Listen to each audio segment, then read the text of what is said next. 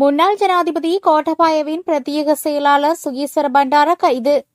ஒற்றையாட்சி அரசமைப்பை நிறைவேற்ற தமிழரசு கட்சி தீவிரம். கஜேந்திரகுமார் எம்பி பகிரங்க எச்சரிக்கை. 6 பேர் வயிற்றுக்குள் தங்க கட்டிகள். யாழ் காங்கேசன்துறை ஊடாக இந்தியாவிற்கு கடத்தல்.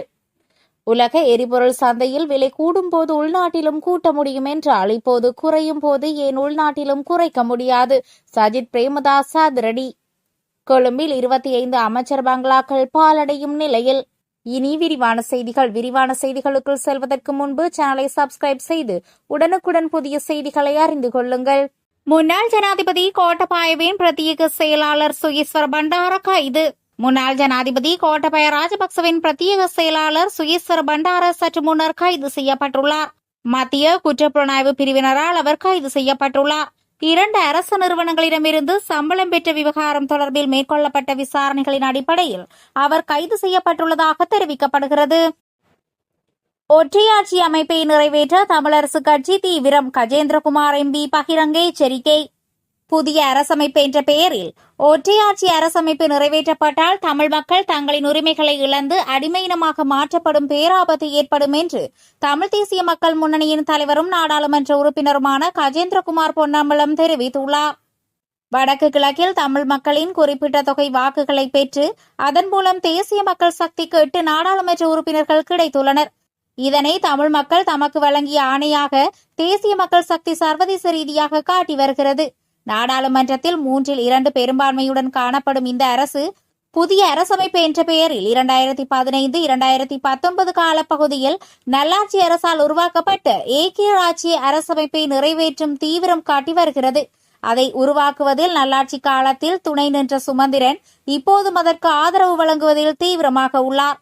அந்த அரசமைப்புக்கு எதிராக தமிழரசு கட்சியின் நாடாளுமன்ற உறுப்பினர்கள் எவராவது வாக்களித்தால் அவர்களை கட்சியில் இருந்து நீக்குவதாக கட்சியின் செயலாளர் என்ற ரீதியில் சுமந்திரன் கடுமையாக எச்சரித்துள்ளார். அன்று கூட்டமைப்பாக இருந்தவர்கள் இன்று வீடு சங்கு என பிரிந்து நிற்கிறார்கள். தேசிய மக்கள் சக்தி, தமிழரசு கட்சி, ஜனநாயக தமிழ் தேசிய கூட்டணி என வடக்கு கிழக்கில் உள்ள 19 நாடாளுமன்ற உறுப்பினர்களில் எம்மை தவிர ஏனைய 18 பேரும் இந்த அரசமைப்புக்கு ஆதரவு வழங்கும் நிலை ஏற்பட்டுள்ளது. அரசமைப்பை மாற்ற வேண்டுமானால் அதற்கு சர்வஜன வாக்கெடுப்பு நடத்தப்பட வேண்டும்.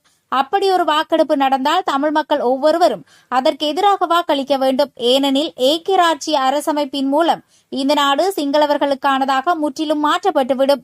அதன் பின்னர் தமிழர்கள் அடிமையினமாக மாறும் பேராபத்து ஏற்படும். எனவே எமது உரிமைகளை ஒருபோதும் நாம் விட்டுக் கொடுக்க முடியாது என அவர் குறிப்பிட்டுள்ளார். 6 பேர் வயிற்றுக்குள் தங்க கட்டிகள். யாழ் காங்கேசன்துறை ஊடாக இந்தியாவிற்கு கடத்தல்.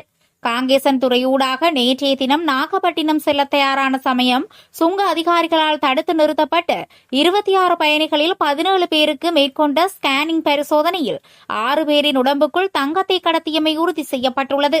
காங்கேசன்துறையிலிருந்து நாகப்பட்டினம் பயணிக்கும் பயணிகள் பலர் தங்கம் கடத்துவதாக எழுந்த சந்தேகத்தின் பெயரில் 26 பயணிகள் தடுத்து வைக்கப்பட்டு ஸ்கேனிங் பரிசோதனைக்காக யாழ்ப்பாணம் போதனா வைத்தியசாலைக்கு கொண்டு வரப்பட்டுள்ளனர். 17 பேருக்கு மேற்கொள்ளப்பட்ட மருத்துவ பரிசோதனையின் போது 6 பேர் தங்கத்தை விழுங்கியிருப்பது உறுதி செய்யப்பட்டுள்ளது. இதில் 4 இந்தியர்களும் 2 இலங்கை பெண்களும் அடங்குவதாக கூறப்படுகிறது. உலக சந்தையில் எரிபொருள் விலை கூடும் போது உள்நாட்டிலும் கூட்ட முடியும் என்றால் இப்போது குறையும் போது ஏன் உள்நாட்டிலும் குறைக்க முடியாது? சஜித் பிரேமதாச அதிரடி. உலக சந்தையில் கச்சா எண்ணெயின் விலை கணிசமாக குறைந்துள்ள போதிலும் அதன் பலன் இன்னும் நம் நாட்டு மக்களை சென்றடையவில்லை என்ற ஆதங்கம் பரவலாக எழுந்துள்ளது. இந்நிலையில் எதிர்க்கட்சித் தலைவர் சஜித் பிரேமதாச தற்போதைய உலகளாவிய விலை வீழ்ச்சிக்கு ஏற்ப உள்நாட்டு எரிபொருள் விலைகளையும் உடனடியாக குறைக்க வேண்டும் என்ற அரசாங்கத்திற்கு அழுத்தமான கோரிக்கை விடுத்துள்ளார். இதுகுறித்து அவர் கூறும்போது, உலக சந்தையில் ஏற்படும் விலை வீழ்ச்சியின் நன்மைகளை நேரடியாக அடித்தட்டு மக்களை சென்றடைய வேண்டும் என்றும் தற்போதைய இக்கட்டான சூழ்நிலையில் எரிபொருள் விலைகளை குறைப்பது மக்களின் அன்றாட வாழ்க்கை சுமையை குறைக்கும் எனவும் அவர் குறிப்பிட்டுள்ளார். சர்வதேச சந்தை நிலவரங்களுக்கு ஏற்ப உள்நாட்டு விலைகளை மாற்றி அமைப்பதே தர்மமும் நீதியுமாகும் என்று அவர் தெரிவித்துள்ளார். வாயில் இரத்த கரைகளுடன் வீட்டில் சடலமாக மீட்கப்பட்ட 22 வயது யுவதி. வீட்டிற்கு வந்த பெற்றோருக்கு காத்திருந்த அதிர்ச்சி. கண்டி மாவட்டம் பன்விலை போலீஸ் பிரிவிற்குட்பட்ட பகுதியில் இளம் யுவதி ஒருவர் தனது வீட்டின் கட்டிலில் சந்தேகத்திற்கிடமான முறையில் சடலமாக மீட்கப்பட்டுள்ளார். புதன்கிழமை இடம்பெற்ற இந்த சம்பவத்தில் பன்விலை பிரதேசத்தைச் சேர்ந்த 22 வயதுடைய இளம் யுவதியை இவ்வாறு சடலமாக மீட்கப்பட்டார். நேற்று மாலை மேற்படி யுவதியின் பெற்றோர் உறவினர் வீட்டிற்கு சென்றிருந்தனர் என தெரிவிக்கப்படுகிறது. இதன்போது யுவதி மட்டும் வீட்டில் தனியாக இருந்துள்ளார். பின்னர் வெளியில் சென்றிருந்த பெற்றோர் இரவு மீண்டும் வீட்டுக்கு திரும்பிய போதே மகள் கட்டிலில் சடலமாக கிடப்பதை கண்டு அதிர்ச்சியடைந்துள்ளனர். சடலம் மீட்கப்படும் போது அந்த யுவதியின் வாய்ப்பகுதியில் இருந்து அதிகளவில் ரத்தம் வெளியேறியிருந்தது என்று போலீஸ் தரப்பு தகவல்கள் தெரிவிக்கின்றன.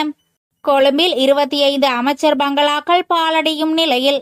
கொழும்பில் விசேட வசதிகளை கொண்ட 25 அமைச்சர் பங்களாக்கள் எந்தவொரு பயன்பாட்டிற்கும் உட்படுத்தப்படாமல் கடந்த 2 வருட காலமாக மூடி வைக்கப்பட்டுள்ளதாக தெரிய வந்துள்ளது. இதன் காரணமாக இவை பாழடைந்த நிலைக்கு சென்று கொண்டிருப்பதுடன் இன்னும் நீண்ட காலத்திற்கு இவ்வாறு மூடி வைக்கப்பட்டிருந்தால் பெருமளவில் அழிவடைவதற்கான சாத்தியங்கள் காணப்படுவதாக நம்பத்தகு வட்டாரங்கள் தெரிவிக்கின்றன.